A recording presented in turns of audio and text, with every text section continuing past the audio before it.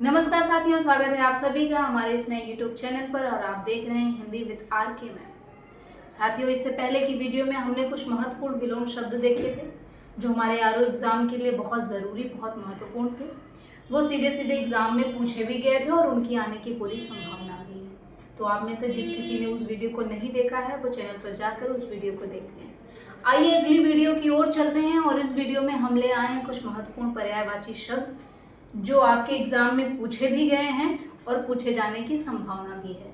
और हमारा वही एक तरीका पढ़ने का कि हम कैसे विकल्पों का विश्लेषण करेंगे। आप ये सोचिए कि अगर हिंदी में आप पर्यायवाची शब्द पढ़ने बैठ जाएंगे तो बहुत लंबी चौड़ी डिक्शनरी मिल जाएगी और उसको रटना, याद करना संभव नहीं है और परीक्षा में अलग अलग पर्यायवाची शब्द देखने को मिलते हैं। लेकिन यदि आप एक स्मार्ट स्ट्रेटजी अपनाएं, जो मैं अभी आपको बताने जा रही हूँ, यदि आप इस तरीके से किसी भी पर्यायवाची शब्द हो या विलोम शब्द हो, तत्सम तद्भव या किसी भी तरीके से प्रश्न की बात करी जाए तो वो आपसे कैसे हल होगा ये आप इस वीडियो में सीखेंगे। बस वो तरीका आपको समझना होगा कि हम कैसे PYQs पढ़ते हैं या हमें PYQs को कैसे पढ़ना चाहिए। तो यहाँ आपके PYQs के ही सीधे सीधे लिखे हुए पर्यायवाची शब्द आपको किसी और YouTube चैनल पर नहीं मिलेगा। हो सकता है वो इसमें से एक दो शब्द आपको ज़रूर बता दें और उस चक्कर में आपको उनकी पूरी 1 या 2 घंटे की वीडियो देखनी पड़ेगी। लेकिन यहाँ पर ऐसा नहीं है। मात्र 10 से 12 मिनट की वीडियो में आपको बहुत महत्वपूर्ण 14 या 15 सीधे सीधे पर्यायवाची शब्द लिखे गए हैं, लेकिन इनसे जब हम विश्लेषण करेंगे तो ये 15-50 में बदल जाएंगे, जो आपके एग्जाम में 3 या 4 प्रश्नों के लिए बहुत महत्वपूर्ण साबित होंगे। तो चलिए शुरू करते हैं। हमारा पहला शब्द है, पर्यायवाची शब्द है हमारा। यहाँ पर मैंने पर्यायवाची लिखा था। चलिए शुरू करते हैं। हमारा पहला शब्द है घोटक। यह आयोग ने इस बार जो 2024 में परीक्षा हुआ था आरओ का, जिसका ये पुनः परीक्षा होने जा रहा है, उसमें यह आया था प्रश्न घोटक। तो घोटक यानी घोड़ा, घोड़ा यानी अश्व, तुरंग, बाजी, हय भी होता है, हय भी इसका एक पर्यायवाची है। दूसरा शब्द शंबुक। हमारा अगला शब्द क्या है? शंबुक। शंबुक दोस्तों आपके 2024 के PYQs में शामिल था, लेकिन कैसे? वह इस प्रश्न में घोड़े वाला जो प्रश्न पूछा गया था, जो घोटक का पर्यायवाची पूछा गया था, उसके विकल्प के रूप में ये शंबुक, अनलस और श्वेत द्युति, यह चारों इसके विकल्प के रूप में आए थे। तो आगामी परीक्षा से अगर देखें तो ये अपने आप में बहुत महत्वपूर्ण हो जाए। तो हमारा अगला शब्द क्या है? अनलस। अनलस शब्द से अगर आप देखें तो आपको याद आएगा आलसी एक शब्द होता है। वही आलसी शब्द में जब हम उसका विलोम बनाएंगे तो अनलस होगा। और अब अनलस का पर्यायवाची क्या होगा? उत्साही। अनलस का तब मतलब क्या निकला? जो आलस ना करता हो, यानी जो उत्साही हो, जो फुर्तीला हो। आप में से कई लोग होंगे जो पढ़ते पढ़ते आलसी हो जाते हैं और फिर सोते ही रह जाते हैं। सो लो, फिर पढ़ेंगे, शाम को पढ़ेंगे, शाम को सोएंगे तो फिर सोचेंगे कि चलो दोपहर में पढ़ लेंगे। तो वो क्या करते हैं? आलसी हो जाते हैं।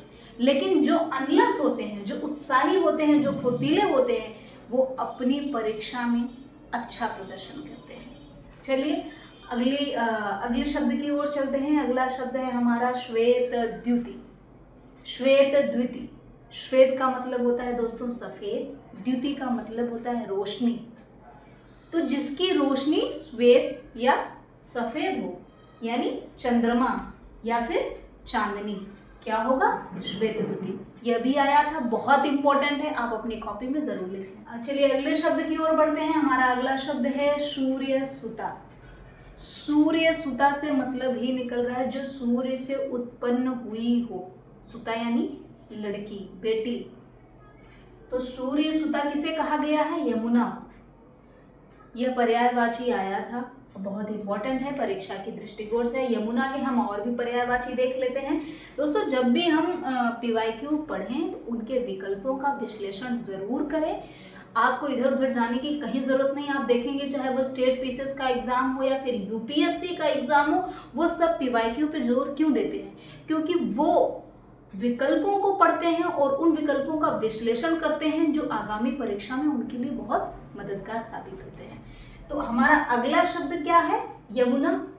अब जैसे आयोग ने सूर्य सुता पूछ लिया, तो सूर्य सुता का मतलब यमुना हुआ, तो हम लगे हाथ यमुना के कुछ और भी पर्यायवाची शब्द देख लेते हैं। तो यमुना को सुरसरी भी कहा जाता है, कालिंदी भी कहा जाता है। क्या कहा जाता है? सुरसरी और कालिंदी। अगला शब्द हमारा प्रशंसा। प्रशंसा किसी की बड़ाई करना, किसी की स्तुति करना, किसी का गुणगान करना, क्या होगा? प्रशंसा। एक शब्द कृषाणु, बहुत महत्वपूर्ण है, वेरी इंपॉर्टेंट, आप जरूर इसको लिखें, नोट कर लें आप। कृषाणु का मतलब होता है अग्नि, आग का कण या चिंगारी। यह परीक्षा में आया था, आप इसे जरूर याद रखिएगा। चलिए, तो हमारा अगला शब्द है कुंभिल। कुंभिल का मतलब होता है कोमल या सुकुमार। आपने एक पंक्ति सुनी होगी, काहे रे नलिनी तू कुंभिलानी, तेरे ही नाल सरोवर पानी। कवि कहता है कमल से कि तू खुद इतना कोमल है, फिर तू क्यों कुम्हिला रही है। तो यहाँ कुंभिल शब्द का मतलब क्या होता है? कोमल, सुकुमार। हमारा अगला शब्द है अमर्ष। अमर्ष बहुत ही महत्वपूर्ण है परीक्षा के दृष्टिकोण से। मैं बार बार आपसे कह रही हूँ, जितना भी पर्यायवाची शब्द आपको अभी व्हाइट बोर्ड पर दिख रहा है, ये सारे आपकी कॉपी में होने चाहिए, क्योंकि ये आपके सीधे सीधे एग्जाम में पूछे गए हैं और इनके विकल्पों का विश्लेषण किसी भी यूट्यूब चैनल पर आपको नहीं मिलेगा। तो आपको वो यहाँ मिल रहा है, तो इसे आसानी से लिख लीजिए। इसका कोई पैसा नहीं, इसका कोई चार्ज नहीं, और आप इसको याद रखिए। देखिएगा, आपको डायरेक्ट यहाँ से 2-3 प्रश्न आपको सीधे सीधे यहीं से मिलेंगे। तो हमारा अगला शब्द क्या है? अमर्ष। अमर्ष का मतलब होता है क्रोध, आक्रोश या रोष। याद रखिएगा, अमर्ष की पर्यायवाची यदि पूछी जाए एग्जाम में, तो अब वो अमर्ष की ना पूछ करके रोष का पूछ ले, या रोष या अमर्ष का क्या करेगा, युग्म बना करके दे दे, बोले सही युग्म को छाटिए। तो अब क्या है ना, आयोग सीधे सीधे कुछ नहीं पूछता, वो एक ही प्रश्न में कई प्रश्न पूछ लेता है। जोड़े बनाओ, मेल बनाओ, युग्म छाटो, कथन के रूप में। तो हिंदी उतना भी आसान नहीं है, बस आप एक बार ध्यान से देखिए, आपके लिए आसान हो जाएगी। चलिए, तो अगला शब्द हमारा कामदेव। बहुत ही प्रसिद्ध पर्यायवाची शब्द जो अक्सर परीक्षाओं में पूछा जाता है। तो कामदेव किसे कहते हैं? मदन या पुष्पधनवा। ये पुष्पधनवा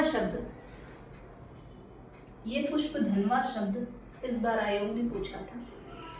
तो देखिए, कामदेव तो बहुत पॉपुलर, ऑलरेडी पहले से ही बहुत पॉपुलर शब्द था। तो आयोग ने क्या चालाकी की, उसकी पर्यायवाची पुष्पधनवा को पूछ लिया। तो अगली बार के लिए आप तैयार रहें। कामदेव के कुछ और भी यहाँ पे महत्वपूर्ण पर्यायवाची जो परीक्षा के दृष्टिकोण से बहुत पर्याप्त और महत्वपूर्ण है, याद रखिएगा। मदन भी कहते हैं कामदेव को, और पुष्पधनवा भी कहते हैं। हमारा अगला पर्यायवाची है पुरंदर। पुरंदर, पुर महल, पुरंदर यानी सुरेश। इंद्र, इंद्र को क्या कहा जाता है? जो पुरों का ईश हो, वो कौन है? इंद्र, जो पुरों का ईश हो। पुरंदर किसे कहा गया है? इंद्र। तो पुरंदर का पर्यायवाची शब्द क्या होगा? सुरेश और इंद्र। ये क्या है? इंद्र के पर्यायवाची है। तो आयोग क्या पूछेगा? पुरंदर पूछेगा, सुरेश पूछेगा, आपसे इंद्र नहीं पूछेगा। ज्यादा संभावना किसकी है? इन दोनों की है।